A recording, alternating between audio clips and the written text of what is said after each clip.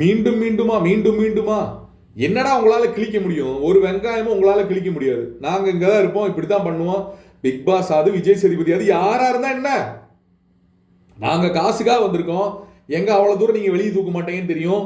அவன் Vijay TV product, எனக்கு வேற விதமான உள்ள ரெஃபரன்ஸ் இருக்கு.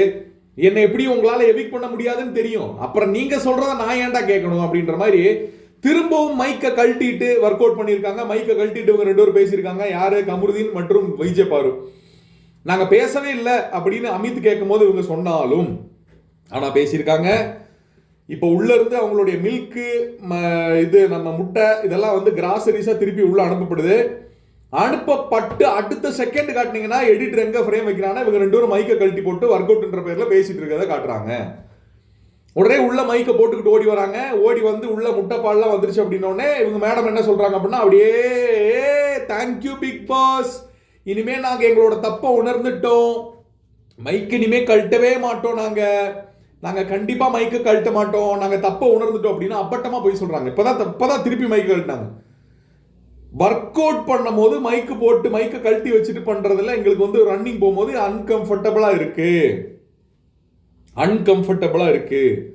எங்களால இதா இருக்க முடியல. இவ்வளவு பிரச்சனைக்கு அப்புறம் நீங்க 2 பேரும் பக்கத்துல எதுக்கு ஒர்க் அவுட் பண்றீங்கன்னு கேக்குறேன். அது என்னோட உரிமைங்க. நான் எங்க வேணாலும் ஒர்க் அவுட் பண்ணுவேன் அப்படின்னா மைக் போட்டு ஒர்க் அவுட் பண்ணு.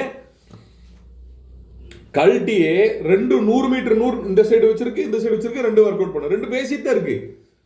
என்ன பிளான் பண்றாங்க, என்ன காரணம் நமக்கு ஒண்ணுமே புரிய மாட்டேங்குது மக்களே. முதல் சீசன்ல இவ்வளவு தூரம் வான் பண்ணதுக்கு அப்புறமும், இவ்வளவு தூரம் அந்த இது கிடைச்சதுக்கு அப்புறமும், மிஞ்சி போனா என்ன மைக்கு கழட்டிட்டு கொஞ்ச நேரம் வீக்கெண்ட் எபிசோட்ல உட்கார சொல்லுவாங்க, அப்படித்தானே? அவ்வளவுதானே. யார் யாருக்கு என்னென்ன தண்டனைகள் அவங்களுக்கு வந்து உரைக்குமோ அந்த ஆளுகளுக்கு அந்தந்த தண்டனைகள் உரைக்கிற மாதிரி பேசணும், உரைக்கிற மாதிரி கொடுக்கணும்ன்றது முதல்ல ஹோஸ்டுக்கு அறிவு வேணும். சாரிங்க, அவருக்கு இந்த அளவுக்குலாம் நம்ம எக்ஸ்பெக்ட் பண்றது தப்பு, அவர்கிட்ட எக்ஸ்பெக்ட் பண்றது தான் தப்பு.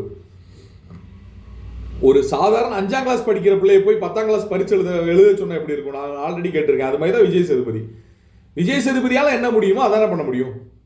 விஜய் சேதுபதியால வந்து பறந்து சண்டை போட முடியுமா? முடியாது. விஜய் சேதுபதியால விஜய் மாதிரி டான்ஸ் ஆட முடியுமா? முடியாது. அவரால் என்ன முடியுமோ அதுக்கேற்றாப்புல கேரக்டர் கொடுக்கணும். அவரால் ஹோஸ்டிங் முடியாதுன்றதை புரிஞ்சுக்கிட்டு அவரே விலகிறது நல்லது. திருப்பி தோல்வி அடைகிற படமா கொடுத்து ப்ரொடியூசரை முடிச்சு விடுற மாதிரி இந்த ஷோவையும் முடிச்சு விடாம தயவு செய்து இந்த சீசனோட நான் விளைவிக்கிறேங்க அப்படின்னு விளைவிக்கிட்டீங்கன்னா அடுத்த சீசன் நல்லா இருக்கும். நான் சொல்றேன். இதுக்கு விஜய் சேதுபதிக்கு என்னடா சம்பந்தம் அப்படின்னு வந்து விஜய் சப்போர்ட்டர்ஸ் வந்து கொஞ்சம் பேர் வருவாங்க. அவன் நான் சொல்ல விரும்புறேன்னா, அந்த ஆள் கரெக்டா இருந்தாருன்னா இங்க எல்லாம் பயப்படுவாங்க. அவர் நாக்க புடுங்குற மாதிரி கேள்வி கேட்பாருன்ற ஒரு பயம் வந்துச்சுன்னா இங்க எல்லாம் கரெக்டா இருப்பாங்க, இங்க எல்லாம் ரூல்ஸை ஃபாலோ பண்ணுவாங்க. அதுதான் இந்த சீன். கருத்துக்களை பதிவிடுங்க. திரும்பியும் ரூல் பிரேக் பண்ணியிருக்காங்க.